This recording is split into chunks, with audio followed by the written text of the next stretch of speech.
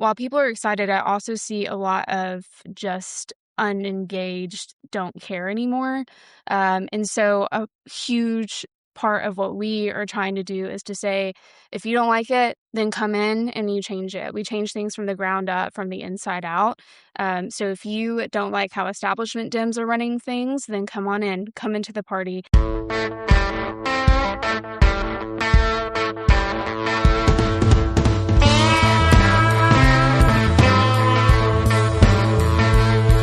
Hey there, I'm Jesse Fox Mayshark, and this is Headlights, Voices from the Progressive South. Headlights is a production of the Progressive South, a nonprofit media platform dedicated to amplifying progressive voices and values across the southern United States. You can find more information, including how to support our efforts, at our website, theprogressivesouth.org. This week, we'll be hearing some voices you don't hear a lot about. Young Southern members of the Democratic Party, which, as we all know, is a distinctly minority party across most of the South. The party, of course, is not exactly reliably progressive or particularly popular with younger voters anywhere in the country. But as a new generation rises within it, they are also seeking to remake it from the ground up. The voice you heard up top was Julia Kaye, vice president of the newly organized chapter of Young Democrats here in Knoxville. I thought it was interesting that the group was forming here and now in 2026 in one of the most Republican-dominated areas of the country. So I sat down with her and chapter president Solomon Trapp to hear about it. That conversation's coming up. Later in our Arts and Culture segment, we'll talk about this weekend's big Arkansas Folk Festival in the Ozarks. But first, the weekly news roundup. This week, we're talking about school curriculums, what gets taught and not taught in public schools and universities across the South. Specifically, we're going to look at new social studies guidelines in Texas, restrictions on teaching sociology in Florida, and some dispute in Virginia over a bill on teaching the events of January 6, 2021. First to Texas. The state has long served as something of a bellwether for K-12 instruction nationwide, for the simple reason that it's one of the largest markets for textbooks and teaching materials in the country. The state has been developing a new social studies framework for the past few years. In 2025, the State Board of Education adopted standards that place a new emphasis on Texas history in particular, and on a particular view of it. As the framework puts it, the focus is, quote, Texas as a leader in the nation and the world, unquote. Critics and advocates for minority groups and perspectives have raised alarms that a panel of content advisors appointed by the state board to help shape the curriculum is loaded with right-wing ideologues and has few people with actual K-12 teaching experience. For example, the advisors include David Barton, an evangelical Christian political activist and former vice chair of the Texas Republican Party, who argues that the constitutional separation of church and state is a myth. And David Randall, a conservative scholar who's argued that textbooks focus too much on the negative impacts of American colonialism and slavery and are too positive in describing FDR's New Deal programs. Among the changes that some critics have opposed are the minimization of topics like Japanese internment during World War II, the fierce resistance to desegregation and the civil rights movement, and the experience of Texas's large Hispanic population, which of course has been part of the state since it was created. As the Texas Tribune reported, during a public meeting of the State Board of Education last week, students from across the state criticized the framework and testified in support of a more inclusive approach to history.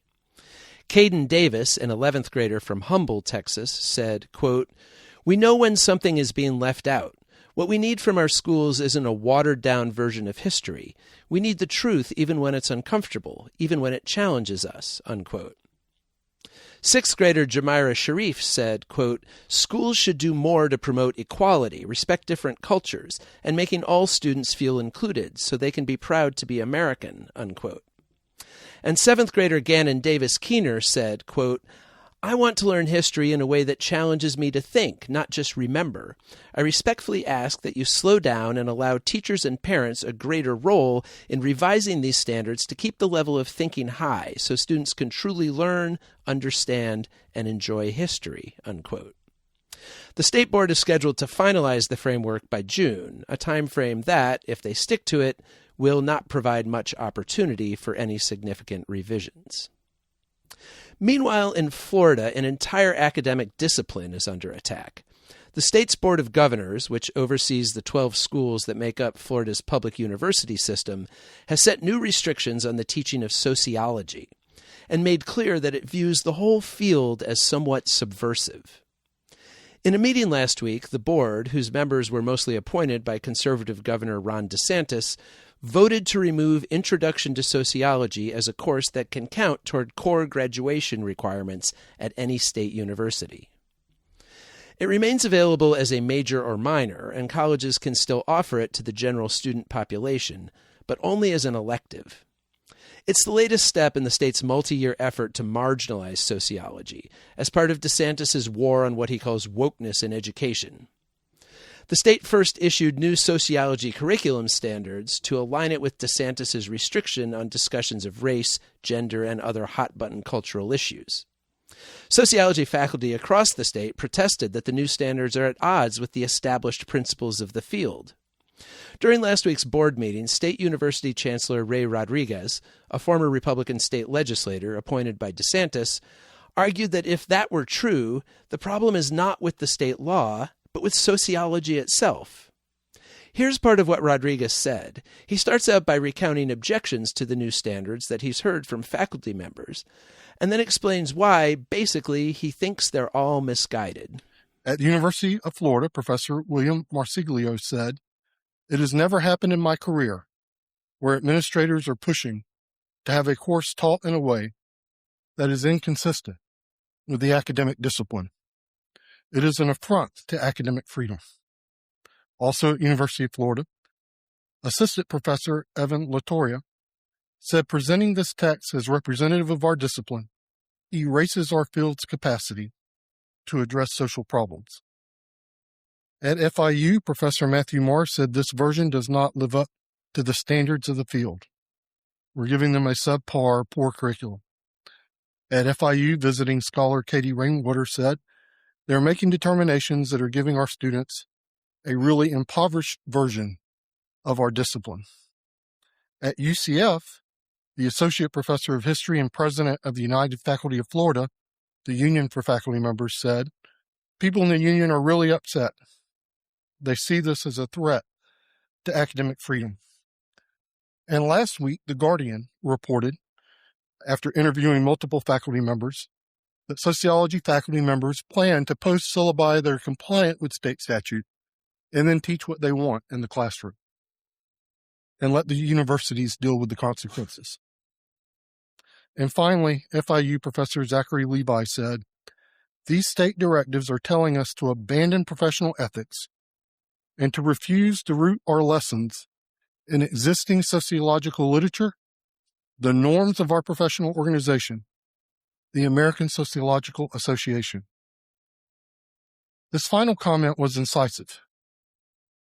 His charge is that teaching sociology in a manner that complies with state statute requires the abandonment of the norms of the discipline as defined by the ASA, which begs the question, is that true?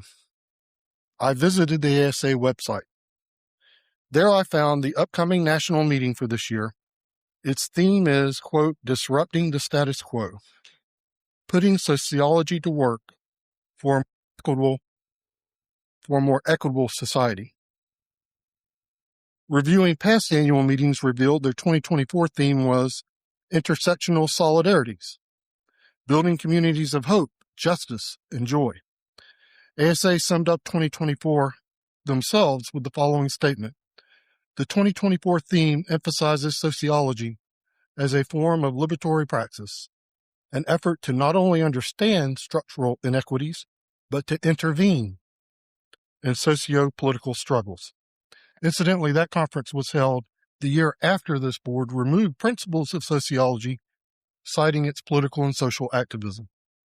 This year, ASA says their goal of the 2026 conference is to consider what must be done differently so that sociology not only examines social problems, but also offers evidence-based solutions for social progress.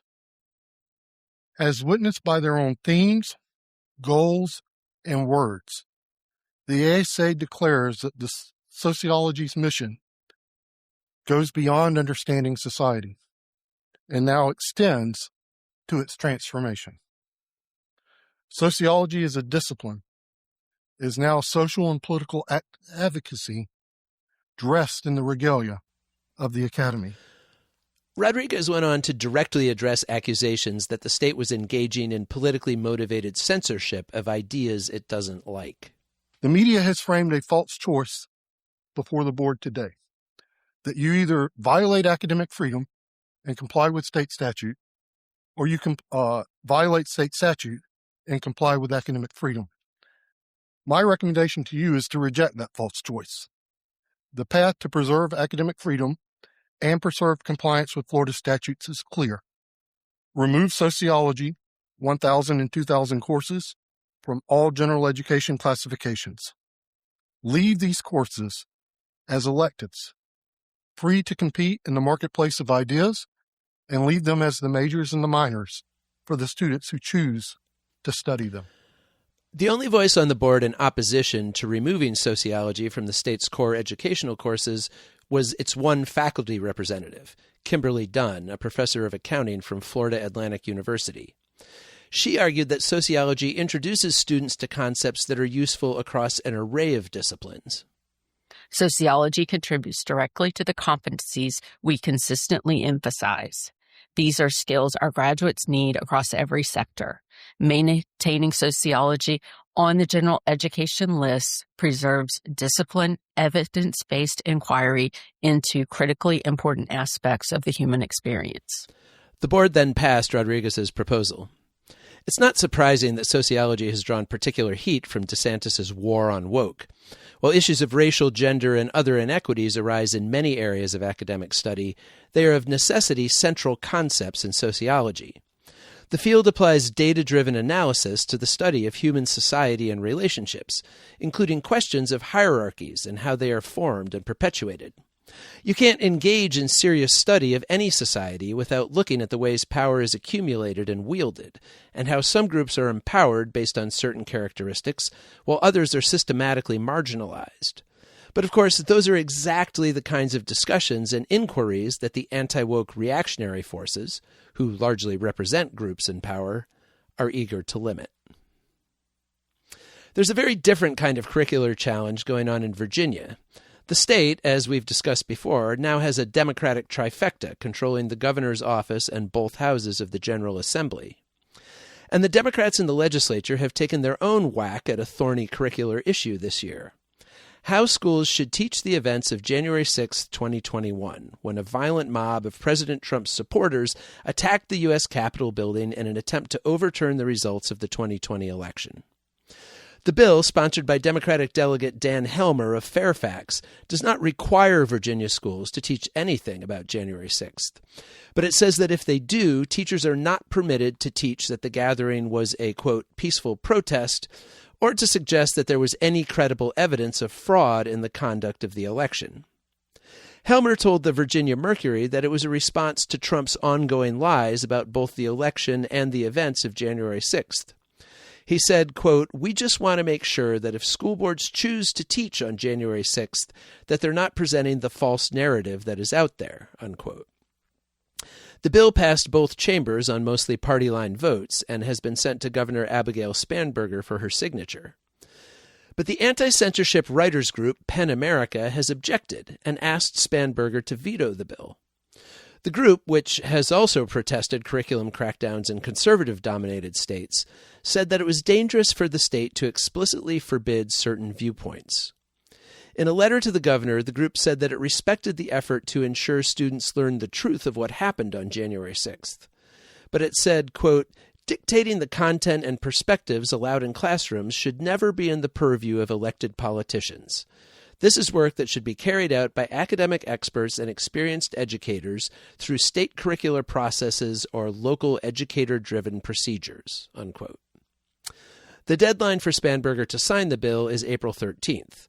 As of Friday, April 10th, there were no reports that she had. But she did sign a different Helmer-sponsored bill last week, which in its own way is aimed at correcting historical revisionism. The state will no longer renew special license plates commemorating Robert E. Lee. A portion of the funds from the plates has gone to Sons of Confederate Veterans, a leading neo-Confederate group. In a statement, Helmer said, quote, "The Confederacy was a 4-year period in which traitors hell-bent on preserving slavery tried, and then failed, to divide the Union. The Confederacy and its leaders do not deserve our commemoration, and its adherents certainly do not deserve taxpayer dollars." Unquote.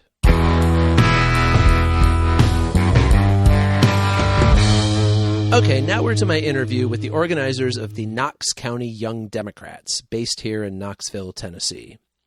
They just officially launched at the end of February. It's the first time Knox County has had a chapter of the National Young Democrats organization, a branch of the national party aimed at organizing and motivating people ages 18 to 35. After the 2024 presidential election, there was a lot of discussion of the Democratic Party's poor standing with voters nationwide, and especially with younger voters. Although voters under 30 overall supported Kamala Harris, it was by a relatively small margin, just 51% to 47%, down significantly from a 25-point margin for Joe Biden in 2020. The general consensus was that by 2024, younger voters viewed Biden as out of touch, and weren't significantly more motivated by Harris once she entered the race, blaming the administration for spiraling inflation and cost of living. Democrats face a particularly steep hurdle here in East Tennessee. The Appalachian corner of the state voted against seceding during the Civil War and supported the Union, and has reliably elected Republicans to Congress ever since. But Knoxville, like most metro areas across the South, has trended increasingly blue over the past few decades, particularly among its younger voters. That is the trend that Knox County Young Democrats hope to capitalize on. I went to their launch party at a brew pub in a revitalized industrial district along the Tennessee River. The room was packed with more than 100 people, including local Democratic Party officials. There was also a special guest, State Representative Afton Bain, who drove over from Nashville. She made national headlines in December when she ran a closer-than-expected race for Congress in a heavily Republican district. She's part of a wave of young progressive Democrats who've been elected to the legislature in recent years, where they're part of a small but increasingly vocal minority. Bain has Knoxville roots. She grew up and graduated from high school here. And at the launch party, she told the crowd that the work ahead would be hard but important. We are in a moment of nightmares, and we are in a moment of transformation. All right. And it is going to get a hell of a lot worse. All right. I cannot begin to tell you just the unfathomable fascism that is penetrating every pore of the legislature right now. And the antidote to authoritarianism is connectivity and local organizing. Okay. Which is why this is so important.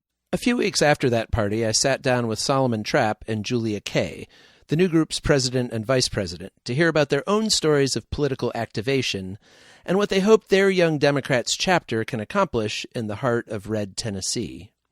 It was an interesting conversation. So, Seth, let's go to the tape.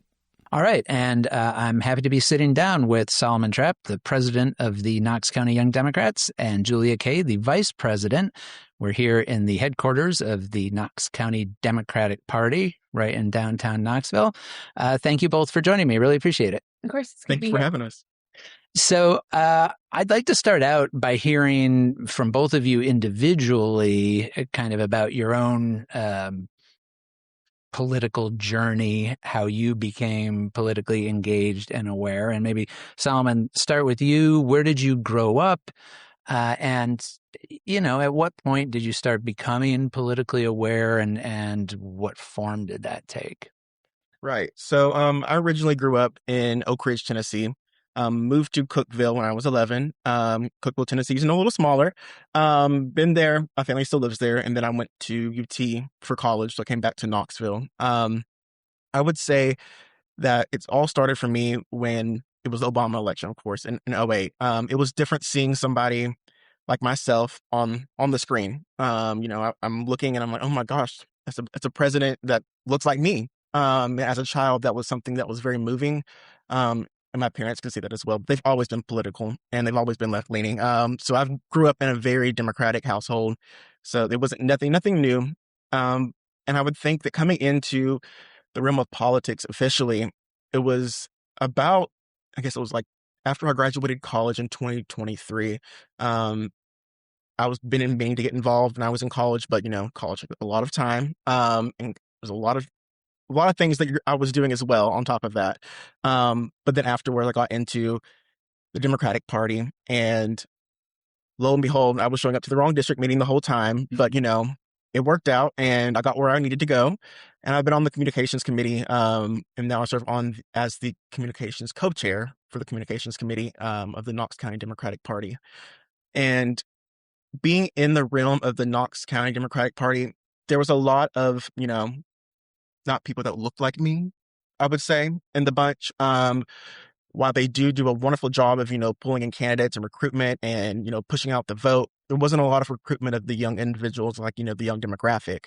So it was difficult to kind of feel like I had a voice. And so I decided to look into other means. I was like, there's a lot of young people here in Knox County. I mean, like we have Pellissippi, we have UT, we have all of these colleges, and there needs to be a way for them to plug in. So I was thinking of a way to do that. And lo and behold, there was not a Knox Young Dems chapter. And we are, I think it's 9. There's 9 chapters, I think, in the state of Tennessee. And we were not one of them. And I was like, we're the 3rd largest county in the state of Tennessee. We need to be on the map. We need to have a Young Democrats chapter.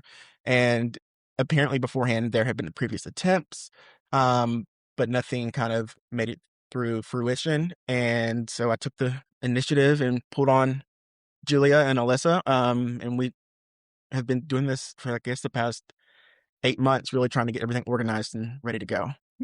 And of course, it has young in the name. I don't always ask people's ages, but it seems relevant here. So Solomon, how old are you? I am 25. I'll be 26 Wednesday.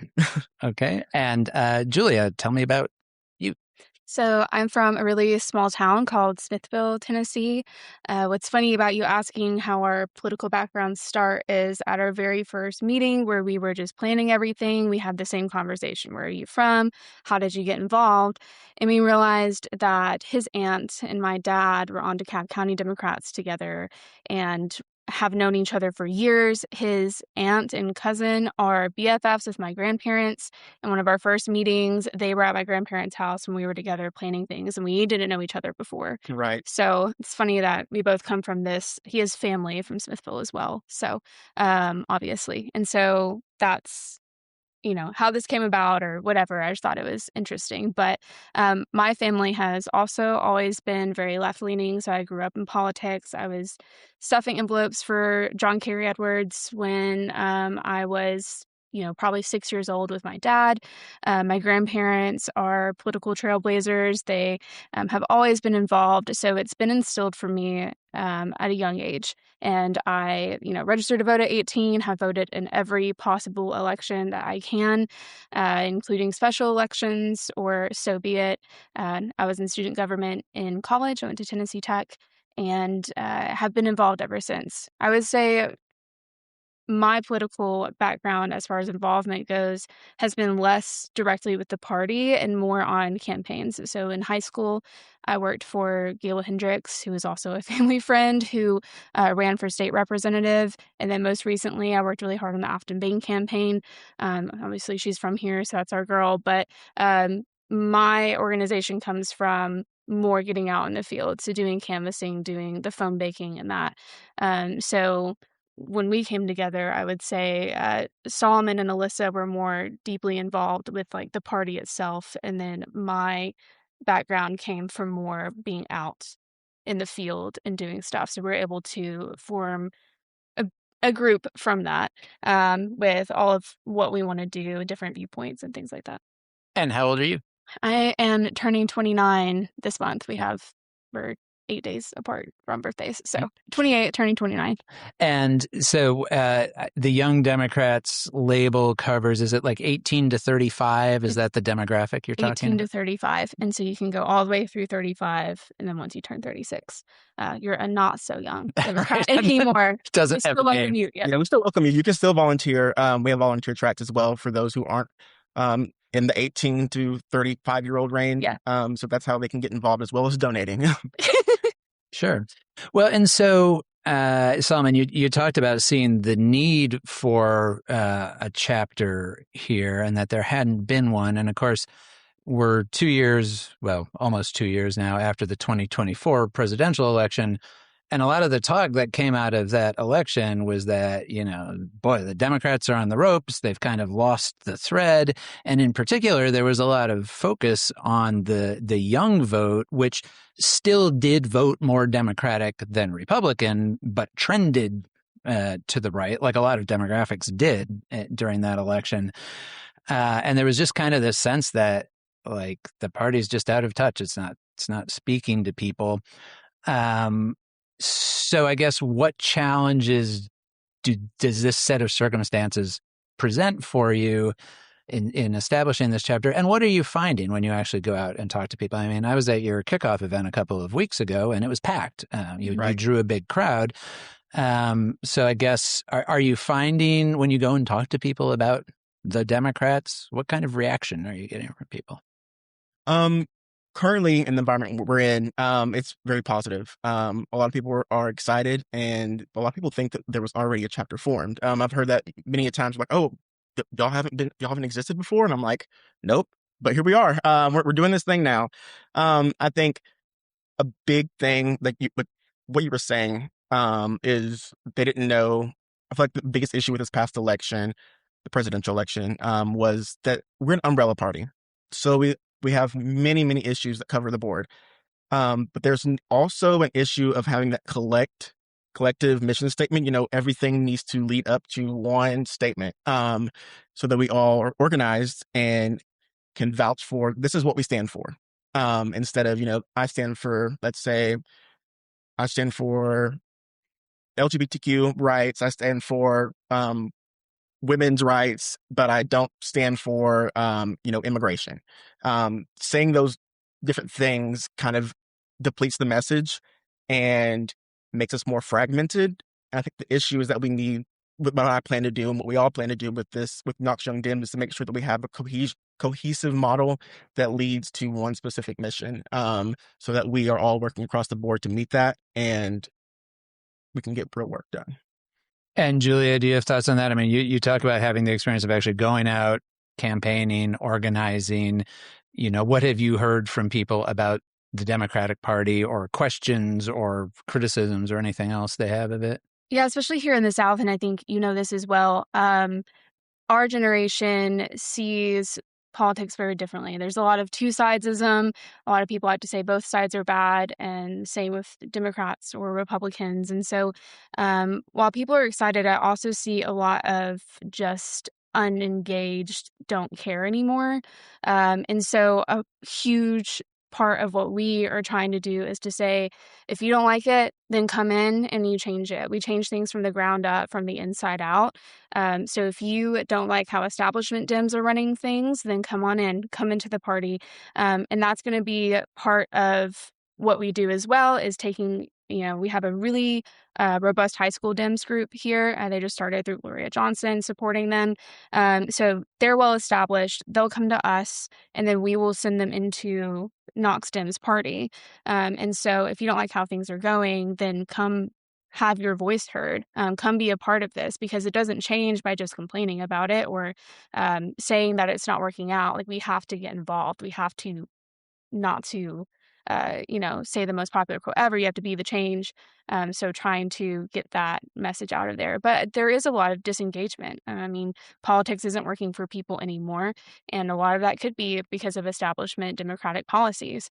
A lot of people want progressive economic policies on the right and the left. You have a spectrum of liberal beliefs and conservative beliefs, which can be more things like gay rights, women's rights. But then you have economic beliefs, and that is free market versus progressive economy. And a lot of people actually on both sides gear towards that progressive economics, which goes back into you're asking, what's the overall sentiment of people our age, and it's not working for us. I can't afford anything. Affordability is the biggest thing with our age demographic. So I think that if we can hit on those things and have a cohesive statement without leaving our marginalized groups behind, never forget that. But if we can work on progressive economics, that's how you get, people to come over to your side. And so what do you think some of those issues are when you talk about progressive economics? Often people think about, well, that means raising taxes. But what in particular are you talking about? For me personally, I'm not going to speak for everybody, but a lot of things that I'm seeing, even with our age group, we have to work as a party to re-message how we talk about taxes specifically. We just added $4 trillion to our deficit with this last budget, and that was a Republican budget. They used to be the party of, we want a balanced budget, and that's just not the case anymore. Somebody has to pay for that at some point, and that is our age demographic, whether that is our taxes increasing or, things just getting worse. We can even see that on a local scale. Tennessee is in a budget crisis. We've been leaning on COVID loans for years now, and that's about to run out. And we are facing to my understanding, hundreds of millions of dollars of a deficit this year. And somebody has to pay for that. And a lot of the sentiment going around is income tax, which we don't have right now. So we're about to see a lot of changes with taxes. But what I think we need to work on messaging is corporate welfare. Corporations across the board are getting welfare. They are privatizing their profit while publicizing their losses, which is what we see in underpaying workers, not providing proper health care. So making sure that we're rebranding, that we're not giving corporate tax breaks, we are stopping corporate welfare or raising taxes on rich people. People have a vast misunderstanding of what we mean when we say tax the wealthy. We're talking about the billionaires. We're talking about corporations who see themselves as citizens, thanks to Citizens United. But that's what we mean when we say tax the rich. So starting there, I know Bernie just introduced legislation for a 5% wealth tax. So keep going, do more, keep introducing that type of legislation to fight back against corporations. So I think that's the first way. But other things are just reframing the mindset with our people that it's not like your tax dollars should be working for you. If we have billions of dollars to go do a war in Iran, then we have billions of dollars for Medicare for all, for universal child care, things like that will make people's lives significantly better. And that can start locally. And I think that's the biggest message we want to send is, there's all these national things we can do, sure, but states can pass universal child care. We just saw it happen in New York City. We are seeing it out in Colorado. You can do things at a state level that significantly make people's lives better. So letting people know that, sure, maybe you feel like your vote nationally in like a presidential election, maybe that doesn't matter, or you feel like it doesn't, which I have many opinions on, but maybe you feel like it doesn't matter somewhere here. But your vote for how your county spends their budget and how your city spends their budget, and even statewide, what you vote into state politics will vastly improve your life if you do it the right way. And Solomon, you talked about the Democratic Party being kind of an umbrella party with, sort of a lot of interest groups within it. It's yours. I mean, I know that there have been issues, particularly in recent years. Transgender people have been sort of singled out as a big target by the right. My sense, I have kids who are 21 and 18.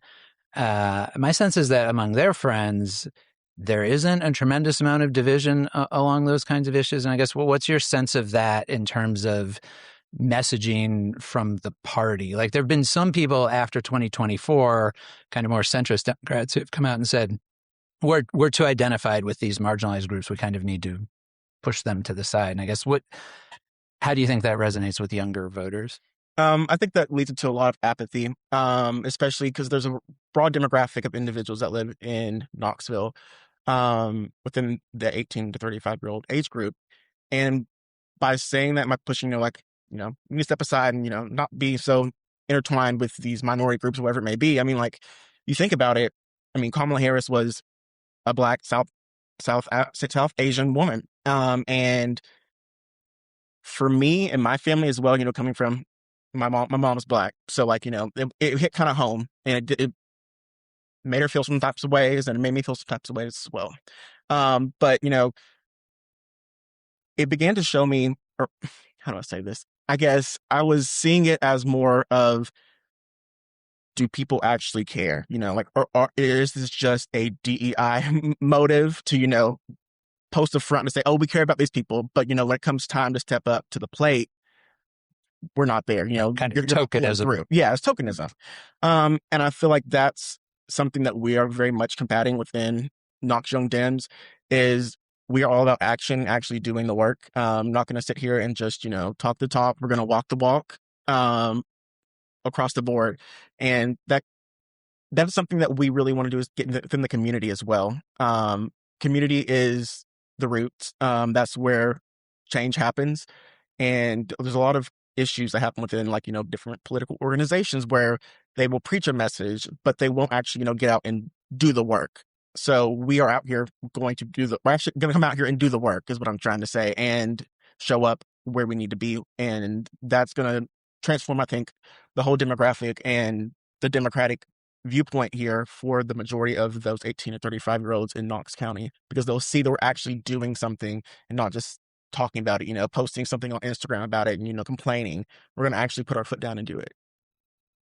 And so what comes next? I mean, you've obviously gone through the whole process of creating the chapter, which I know took a while to do and get recognized by the national organization and everything. What happens now? Like, what are you actually doing now? So, if we may, I do want to take a beat back to sure. your last question, of course. And just add to what you were saying, especially the conversation of our trans friends, or stepping away from that. Let's just be really clear. It's not the Democrats who are sending that messaging that's weird. It's the Republicans who are sending that message that's weird. So that's what the messaging should be, is why do you care so much? We just love our people, and we will always stand up for them. I think we've all had a conversation with our exec team that one of our priorities is we will not leave our marginalized groups behind. That's where we draw a line. We will always support our LGBTQ plus friends and our women, and there's no backing away from that or making a message that sounds pretty to everybody. Like, we stand firm in our beliefs, and we stand firm in inviting everyone in. So we don't want to shy away. I think that if you cannot stand up for the most marginalized group of people, then you can't stand up for anybody. So why are we attacking such a small percentage of the population, and why are we shying away from it? So that messaging should be, you're weird for focusing on it so much when there are so many other things wrong right now that we should be focusing on. Right. I think like transgender people are maybe 0.5% of the Tennessee population. Yes. And yet every year we have multiple bills in the legislature about it. I mean, you can see the legislation that's going through right now is getting immigrant kids out of schools, trying to pass the death penalty for women for getting abortions. It's things like, people do not care about that. I mean, they do, as in we don't want it to happen, but that does not make the lives of a Tennessean better. If anything, that makes it significantly worse. So having those conversations and really bringing people in. Next steps for us, I mean, focusing on local politics. I don't think your average voter realizes how important local politics is. We got here because a few decades ago, Republicans started taking over school boards, county commission seats, city council seats. It starts quite literally in your county, and making sure that there's always someone on the ballot for you to vote for. So really, do it this time. Mm-hmm. But as far as your next question, that was what's next for us. Yeah, I mean, that kind of bleeds into it. I think you talked about, Solomon. The Knox Dems are really good about recruiting people, getting people on the ballot. I think this year we definitely filled all county commission seats, and I know school board. I think one of the biggest ones that we're missing is House District 16. We couldn't get filled. But other than that, I mean, we even have someone running for county mayor this year. Knox Dems does a great job at that, and they do a great job at recruiting really good people. Our Knox County Democrats are great people. They do great things, and they're very passionate. We're friends with a lot of them, and they're out there doing the work. So they've got that. We want to be more of the boots on the ground. We want to be out in the community. One of our very first things after our first meeting on Wednesday is going to be a community service project here under the bridge with a program called the Relaunch. So we want to be out in the community and showing, Right. And for people not familiar with Knoxville, that's an area where a lot of homeless people gather every day. Yeah, and it's, I've been here since 2019, and you used to be able to park under there to get to the old city. The old city is more of our demographic, 18 to 35. And so there's a lot of bars and things down here, and that's notoriously the free parking area over here. And, you might have seen 3 or 4 homeless people under the bridge 6 years ago, but it is hundreds now.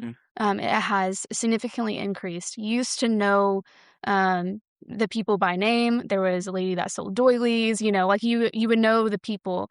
And we kind of sheltered them and took care of them, but now it's just significantly worse. And there's not much being done to address it. So we do want to get out there and bring attention. So, of course, one day of us going and helping the Relaunch, who's doing by far the work. They serve breakfast, lunch, and dinner every single day, and take donations. They clean up under the bridge so that they can have a safe space to live right now, because we don't have alternatives for them. And so really amplifying those groups, like a huge part of what we're passionate about is there are good people in Knox County doing good things. There are good groups doing great things that aren't getting amplified. So we don't necessarily want to reinvent the wheel or start our own program where we go feed the homeless. We would like to amplify groups that already exist so people can learn about them. So, of course, our one day out with the Relaunch isn't going to change the world by any means, but if those 15 people that are coming with us start volunteering once a week, that's where change starts to happen. And they see us, and that group now knows that they can come to us if they have a big project that needs to be done. We just want to be the example of what we want our party to represent. What our values are, what we preach. We want to see that in action. And so people, this is who we are, not just, what we say we are. We don't want to say we want to help the homeless, and then you don't see us actually out there doing anything. A lot of people don't pay attention to county commission meetings and what's happening in legislation. So you have to do it. You have to be out there in the community. So visible manifestation. Well, and I think one of the criticisms often of political party organizations is that you see and hear a lot from them right around elections, and then not so much the rest of the time. So it sounds like you're talking about trying to have a more consistent and visible presence. Very much so. And I think how that kind of came into the ordeal was, from my understanding, for me, it was back in August, the August elections with city council. It was August, right? Yes. I was like, what day is it? So back in August, and it was across the board too. All the elections, all the Democrats, shifted the margins completely, like astronomically blue. And that was just unheard of in, Mississippi or in Virginia, all of these areas that were predominantly usually red were switching blue. And it happened here locally too, in our city council. And I was celebrating, I think it was Karen Adams' celebration party or election party. And I was standing there and I was like, I feel happy. I feel excited. But this is good. Then also in the back of my head, like, I was like, but why is a part of me like, not really that shocked? Like, why am I not like, oh, this is phenomenal, and like even more like I could have been more excited. Like, what's the part of me that's holding back, and making me doubt, like, thinking, why is it that this happened now and it hasn't happened every time before? And I realized that, and I sat on it and I thought about it. And I came to the conclusion, I guess, that we have a problem of only being present when we are in the election cycle. And we continue to do what we got to do outside of it, but, it's not enough. We don't consistently stay on top of it. And instead, we, I guess, we kind of pivot and have an off year. And off years are not affordable in the economy, the political landscape that we are in currently. Having an off year is pretty much saying that our issues and our values are only relevant during the election season. And so what we need to do, and what I was thinking before, this was way before we started KYD in my head, I was like, the biggest thing is that we have to be consistent, whether it's an election year or not, because if we're not consistent, then the same system will continue to repeat itself. Because if we're being for real, we keep repeating the exact same system over and over again. We're supposed to be the progressive party, but we're not really moving forward. We're kind of stagnant because we continue to go around in this cycle over and over again from moving forward. And then, we feel comfortable. So we take a step back and we sit back. And the next thing you know, here's Donald Trump or whoever else. And we can't afford that. I would say this goes to that protest sign you see that says if Kamala had won, we'd be having brunch right now. No, we would be working with her to try to get the things that we want done passed. And so having that, I would say educational moment. I don't like to say that I'm like educating people, but, really trying to help people understand better, what the goal is here. And I even had a member who is going to come on Wednesday reach out to me on TikTok. He saw a video that I posted. And so we've been talking back and forth a little bit about his frustrations. He's lived here since like 2005, so on and so forth. And he says, but how quick do you think we can make the change? And I get that a lot. Like, if I don't see it this election cycle, I'm giving up. So I think a lot of where we step in with that consistency and that it's going to take a while is letting people know change takes a while and that it takes people who are willing to hold on for 8, 10, 15 years to make that change. We've already seen a lot of hidden changes that aren't out in the public or, right in your face. Like, this is the first time the Democratic Party in Tennessee has had an active chapter in all 95 counties. We haven't seen that before. So we are making small changes. Afton Bain's campaign was not just an Afton Bain thing. That is years and years of community organizing and getting great people into great places within the Democratic Party to be able to have supported that campaign. That wasn't just a one-off thing. That is the change that you're seeing within Tennessee. So really helping our members or our community, even if they're not a member, understand that change takes time and consistent effort and not just showing up during election season and being in the community. So that's why we're so community focused first. Coalition building is making sure that we're here for the long term, making sure Young Dems is here for the long term, and that if an election cycle doesn't go how we want, we're not just like, oh, throw our hands up. We still have work to do. Right. Our issues don't go away. Yeah. And, back to your point, I know Solomon makes a point a lot of, like, we can't wait until it's an emergency to start putting the work in. We just have to consistently keep clawing our way through until we're back. Another educational moment is Tennessee doesn't register as Democrats or Republicans.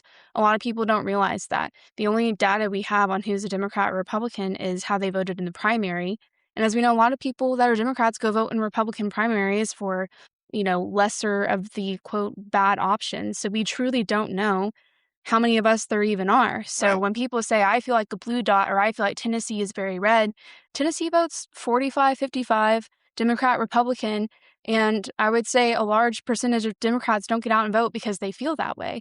And it's made by that. It's made that way by design. They don't want you to know how many Democrats are truly in Tennessee. And our demographic specifically, has not seen a blue Tennessee. We were kids the last time that there was a blue Tennessee, or if at all. Some are so young that they have not seen it really at all.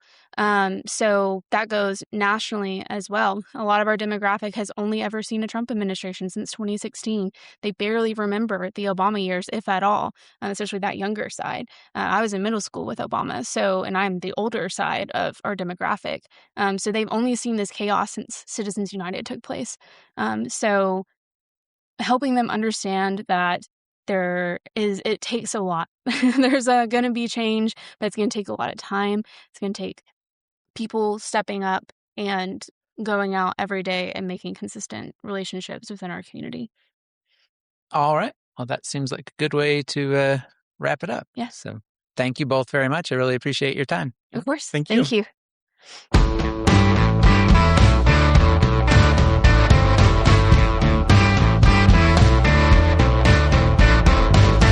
The 64th Arkansas Folk Festival will take place this weekend in the small town of Mountain View in the Ozark Mountains in the north-central part of the state. The festival started in 1963 as the brainchild of employees of the University of Arkansas Cooperative Extension Service, who were seeking ways to preserve and promote the traditional arts of the Ozarks, and also to draw visitors and money to the economically depressed area. An initial proposal for a craft fair took on added dimension when they recruited local singer-songwriter Jimmy Driftwood to put together a music program. Driftwood, best known for writing the songs Battle of New Orleans and Tennessee Stud, called on local old-time and folk musicians he knew. As he put it, quote, timber cutters, farmers, housewives, and all plain people of the hills, unquote. The timing was right. The folk music boom was in full swing across the country, and there was a lot of interest in traditional songs and authentic voices. More than 4,000 people packed the Mountain View High School gym. The festival became an annual event, and by the early 1970s it drew up to 100,000 visitors to the town, which has a population of less than 3,000 people. It has waned a bit since, as subsequent generations have moved on to other musical interests, but it remains a major cultural event. Local musicians and players from across the country gather around the courthouse square to play traditional music late into the night. You can also visit Ozark Folk Center State Park, another product of efforts by the Cooperative Extension Service, which includes a craft village where more than 20 artisans make and sell jewelry, leather goods, stained glass, ironwork, and more. This year's festival is taking place April 17th and 18th. You can find information in the show notes.